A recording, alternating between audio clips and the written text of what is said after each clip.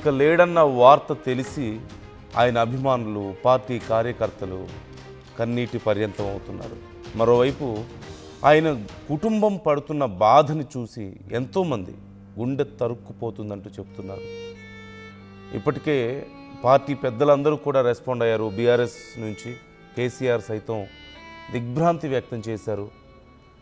పెద్దితో ఆయనకున్న అనుబంధాన్ని ఆయన గుర్తు చేసుకుంటూ చేసిన పోస్ట్ కన్నీళ్లు తెప్పిస్తోంది. బీఆర్ఎస్కి ఆయన చేసిన సేవలు, ఒక మంచి మనిషిగా ఆయన సాధించుకున్న ఘనత, అది అందరికీ సాధ్యమయ్యేది కాదు అంటూ చెప్తున్నారు. అయితే మనందరం గత 4-5 రోజులుగా వింటూ ఉన్నాం, పెద్దికి హెల్త్ బాగాలేదని, హాస్పిటల్లో ట్రీట్మెంట్ జరుగుతోందని, యుఎస్ నుంచి యూకే నుంచి డాక్టర్స్ మానిటర్ చేస్తున్నారని, కేసీఆర్ వచ్చారని, కేటీఆర్ వచ్చారని, హరీష్ వచ్చారని, బీఆర్ఎస్ నాయకులు అందరూ వచ్చారని, కాంగ్రెస్ నుంచి సీతక్క వచ్చారని ఇవన్నీ మనం వింటూ వస్తున్నాం. ఆయన హెల్త్ కండిషన్కి సంబంధించి కూడా లంగ్స్, హార్ట్ పనిచేస్తున్నాయని, బ్రెయిన్ ఇంప్రూవ్ అయితే సరిపోతుందని ఇలా వింటూ వస్తున్నాం. అసలు ఆ పరిస్థితికి ఇప్పుడు ఈ చివరి క్షణం వరకు ఏం జరిగింది అనేది ఒక్కసారి మనం చూస్తే, జూలై 22 నుంచి పెద్ది ఆరోగ్యానికి సంబంధించి ఆర్టీవీ ఎక్స్క్లూజివ్ డీటెయిల్స్ మీకు అందిస్తూనే ఉంది. జూలై 22న ఉదయం 6 గంటలకు పెద్ది నిద్రలేచారు. ఆరోగ్యం సహకరించకపోవడంతో హైదరాబాద్కు ఆయన్ని తరలించడం, ఆ తర్వాత ఆయన హెల్త్ కండిషన్ పాడవడం, హాస్పిటల్కి తరలించడం, అక్కడ సిపిఆర్ చేయడం, అక్కడి నుంచి హైదరాబాద్కి తరలించడం, ఇవన్నీ మనం చూస్తూ వస్తున్నాం. ఎవ్రీ మైనర్ డీటెయిల్ కూడా మీకు అందిస్తూ వస్తుంది ఆర్టీవీ. అయితే పెద్ది చివరిగా మాట్లాడినటువంటి ఒక ఇంటర్వ్యూ ఆర్టీవీ దగ్గర ఉంది. ఆర్టీవీతోనే చాలా ఎక్స్క్లూజివ్గా పెద్ది సుదర్శన్ రెడ్డి మాట్లాడారు. ఈయన హాస్పిటలైజ్ అవ్వడానికి ముందే, కొన్ని రోజుల ముందే. So probably this is the last interview for Peddi. So మరి ఆయన ఏమన్నారు, ఆ ఇంటర్వ్యూలో ఆయన ఏం మాట్లాడారు ఒక్కసారి మీరే చూడండి. మా ప్రతినిధి మధుతో ఆయన ఇంటరాక్ట్ అయ్యారు, ఒకసారి చూడండి.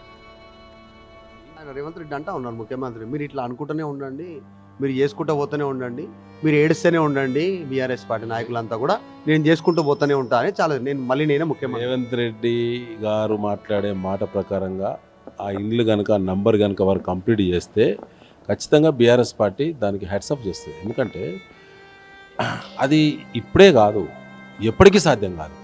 అందులో రేవంత్ రెడ్డి ప్రభుత్వం అసలే కాదు. రేవంత్ రెడ్డి ఏమైనా కేసీఆర్ గారా? కాదు కదా. అచానక్ ముఖ్యమంత్రి, అనుకోకుండా తగిలిన దెబ్బ అది.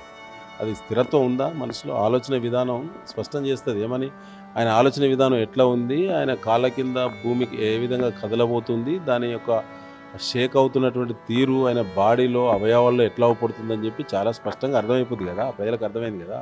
ఖచ్చితంగా ఆయనే శక్తివంతమైన ముఖ్యమంత్రి కాదు. ఒక అసహన స్థితిలో, అనేక ఒత్తిళ్ల మధ్య, ఇంటా బయట పోరులో ఆయన ఫేస్ చేస్తున్న ముఖ్యమంత్రి తప్ప ఈ తెలంగాణ సమాజాన్ని ఏం చేద్దాము, రేపు ఏ విధంగా తీర్చిదిద్దాము, ఏ అంశాల పట్ల ఇతర రాష్ట్రాలతో పోటీ పడదామనే ఒక్క సోయాన్ని ఒక ఎజెండాను ఉందా ఇప్పటివరకు? అవపడదు ఎక్కడన్నా. కాబట్టి మనకు ఉపయోగపడే వనరులనే వృధాగా పంపించేటువంటి, క్రిందికి పంపించేటువంటి అసమర్థుడు ఇక ఆయన 1,00,000 ఇండ్లు కడతా అని చెప్పి ఒక ప్రగల్భాలు తప్ప మరొకటి కాదు, బక్వాస్ ముచ్చట్లవని. ఆయన రేవంత్ రెడ్డి అంటా ఉన్నారు ముఖ్యమంత్రి, మీరు ఇట్లా అనుకుంటూనే ఉండండి, మీరు చేసుకుంటూ పోతూనే ఉండండి, మీరు ఏడుస్తూనే ఉండండి, బీఆర్ఎస్ పార్టీ నాయకులంతా కూడా నేను చేసుకుంటూ పోతూనే ఉంటా అని చాలా నేనే ముఖ్యమంత్రి. రేవంత్ రెడ్డి గారు మాట్లాడే మాట ప్రకారంగా ఆ ఇండ్లు కనుక నంబర్ కనుక వారు కంప్లీట్ చేస్తే ఖచ్చితంగా బీఆర్ఎస్ పార్టీ దానికి హ్యాట్స్ ఆఫ్ చేస్తుంది. ఎందుకంటే అది ఇప్పుడే కాదు, ఎప్పటికీ సాధ్యం కాదు.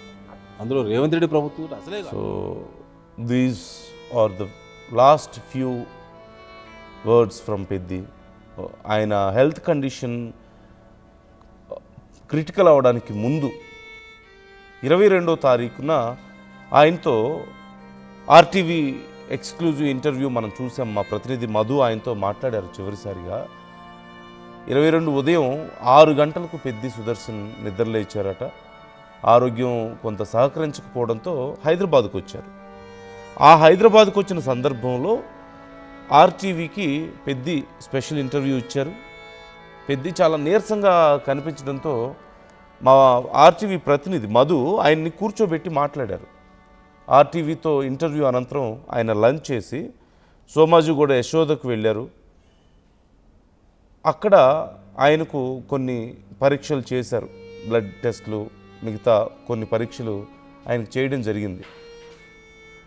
హెల్త్ చెకప్ తర్వాత అక్కడి నుంచి మళ్ళీ బయలుదేరి వచ్చారు. ఆ టెస్టులో కొంచెం రక్తం మందంగా ఉందని, పల్చగా రావడానికి మెడిసిన్ రాసి డాక్టర్స్ రిమైనింగ్ టెస్టులు కూడా చేయించుకోమన్నారు అంటూ తెలుస్తుంది. అప్పటికి ఆయన ఆరోగ్యం కొంత డల్ అయింది, ఆయన అలసటగానే ఉన్నారు. అలా అలసటతోనే హన్మకొండకు బయలుదేరారు పెద్ది. 22 నుంచి ఇక ఎవరిని కలవలేదు, కేవలం చివరిగా ఆర్టీవీతోనే ఆయన మాట్లాడారు. ఆ తర్వాత ఒక 4 రోజులు కొంత హెల్త్ అలాగే అప్సెట్గా ఉంది.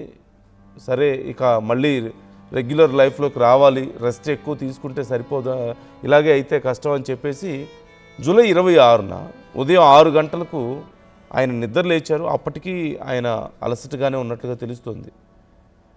కొద్దిసేపు ఆ రోజు కొంచెం ఇంపార్టెంట్ మీటింగ్స్ ఉన్నాయని చెప్పేసి కొద్దిసేపు వాకింగ్ చేసి స్నానానికి వెళ్ళారట. ఆ తర్వాత చైర్లో కూర్చున్నారు. శ్వాస ఆడట్లేదు, కొంచెం ఇబ్బందిగా ఉన్నట్లుగా ఆయన గమనించారు. ఆ వెంటనే ఫ్యాన్ లైట్స్ ఆన్ చేయమని చెప్పేసి ఆయన పిఏకి చెప్పారట. ఆలోపే ఊపిరి తీసుకోలేకపోతూ చాలా కష్టపడుతున్నట్లుగా ఆయన కనిపించారట.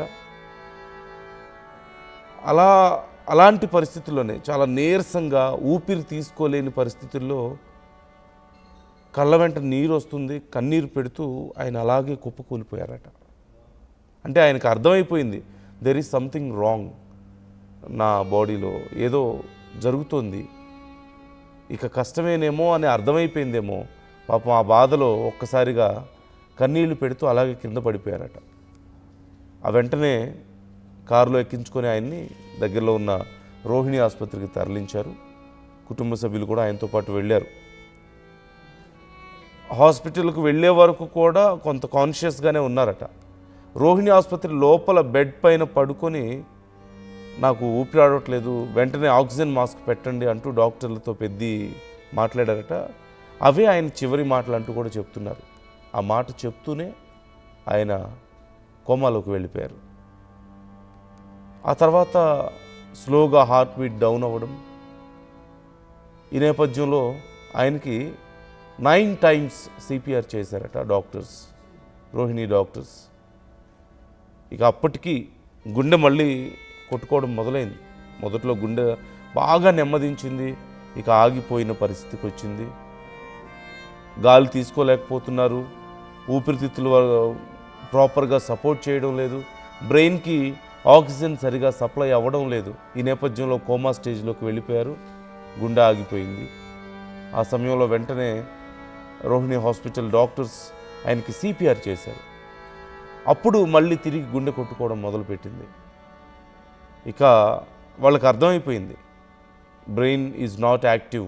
ఆయన గుండె అయితే కొట్టుకుంటుంది కానీ బ్రెయిన్ యాక్టివ్గా లేదని వాళ్ళకి అర్థమైపోయి వెంటనే ఇక బెటర్ ట్రీట్మెంట్ అవసరం అని చెప్పి అక్కడి నుంచి హైదరాబాద్కి గ్రీన్ ఛానల్లో తరలించారు. అండ్ అఫ్కోర్స్ గవర్నమెంట్ సపోర్ట్ కూడా ఈ విషయంలో మనం అప్రిషియేట్ చేయాలి. ఆయన హెల్త్ బాగాలేదని తెలిసిన వెంటనే కోఆర్డినేట్ చేసుకొని గ్రీన్ ఛానల్ ఏర్పాటు చేశారు, ఎలాంటి ఇబ్బందులు లేకుండా. ఇమీడియట్గా హైదరాబాద్ యశోద హాస్పిటల్కి తరలించడం. ఇక అక్కడి నుంచి జరిగినటువంటి పరిణామాలన్నీ మనకు తెలిసిందే. వచ్చేసరికి ఆయన పరిస్థితి కొంత క్రిటికల్గా ఉండడం. ఇక్కడికి వచ్చిన తర్వాత మళ్ళీ ఒకసారి ఆయన హార్ట్ సమస్య రావడం, మళ్ళీ ట్రీట్మెంట్ చేయడం, మళ్ళీ హార్ట్ అండ్ లంగ్స్ కొంత బెటర్ అవ్వడం, వెంటిలేటర్ మీద ఉండడం. ఈ నేపథ్యంలో ఆయన బ్రెయిన్లో మాత్రం ప్రోగ్రెస్ కనిపించకపోవడంతో కొంత ఆందోళన మనం చూసాం.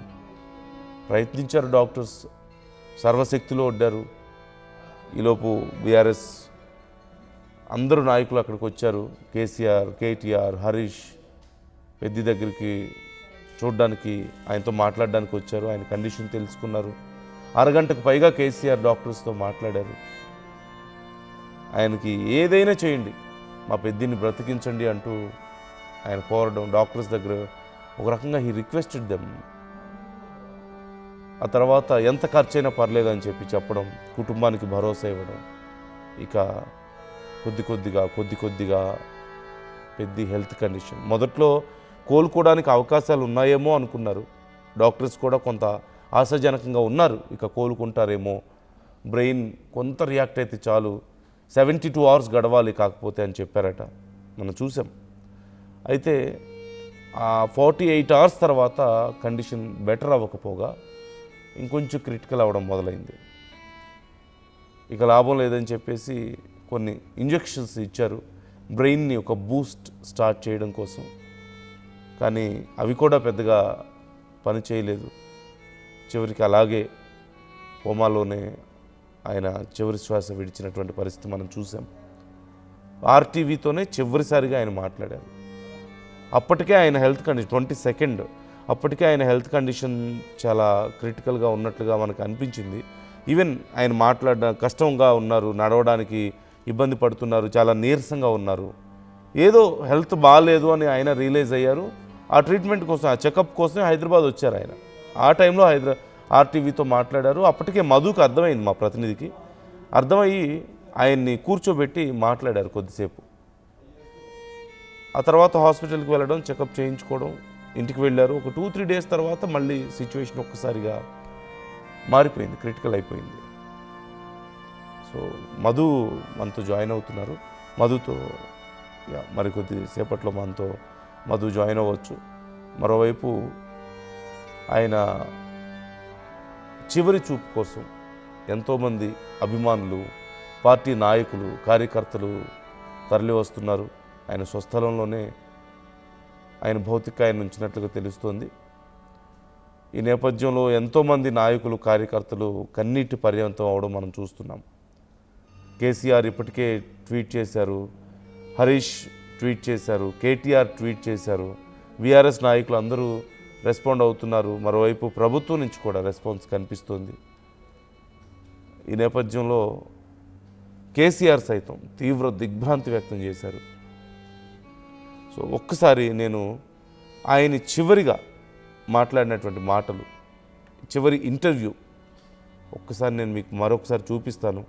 ఏమన్నారో మీరే చూడండి. ఆయన రేవంత్ రెడ్డి అంటా ఉన్నారు ముఖ్యమంత్రి, మీరు ఇట్లా అనుకుంటూనే ఉండండి, మీరు చేసుకుంటూ పోతూనే ఉండండి, మీరు ఏడుస్తూనే ఉండండి, బీఆర్ఎస్ పార్టీ నాయకులంతా కూడా నేను చేసుకుంటూ పోతూనే ఉంటా అని చాలా నేనే ముఖ్యమంత్రి. రేవంత్ రెడ్డి గారు మాట్లాడే మాట ప్రకారంగా ఆ ఇండ్లు కనుక నంబర్ కనుక వారు కంప్లీట్ చేస్తే ఖచ్చితంగా బీఆర్ఎస్ పార్టీ దానికి హెడ్సప్ చేస్తుంది. ఎందుకంటే అది ఇప్పుడే కాదు, ఎప్పటికీ సాధ్యం కాదు. అందులో రేవంత్ రెడ్డి ప్రభుత్వం అసలే కాదు. రేవంత్ రెడ్డి ఏమైనా కేసీఆర్ గారా? కాదు కదా. అచానక్ ముఖ్యమంత్రి, అనుకోకుండా తగిలిన దెబ్బ అది. అది స్థిరత్వం ఉందా మనసులో? ఆలోచన విధానం స్పష్టం చేస్తుంది. ఏమని ఆయన ఆలోచన విధానం ఎట్లా ఉంది, ఆయన కాళ్ళ కింద భూమికి ఏ విధంగా కదలబోతుంది, దాని యొక్క షేక్ అవుతున్నటువంటి తీరు ఆయన బాడీలో అవయవాల్లో ఎట్లా పడుతుందని చెప్పి చాలా స్పష్టంగా అర్థమైపోతుంది కదా, ప్రజలకు అర్థమైంది కదా. ఖచ్చితంగా ఆయనే శక్తివంతమైన ముఖ్యమంత్రి కాదు. ఒక అసహన స్థితిలో, అనేక ఒత్తిళ్ల మధ్య, ఇంటా బయట పోరులో ఆయన ఫేస్ చేస్తున్నాడు ముఖ్యమంత్రి తప్ప ఈ తెలంగాణ సమాజాన్ని ఏం చేద్దాము, రేపు ఏ విధంగా తీర్చిదిద్దాము, ఏ అంశాల పట్ల ఇతర రాష్ట్రాలతో పోటీ పడదామనే ఒక్క సోయాన్ని ఒక ఎజెండా ఉందా ఇప్పుడు?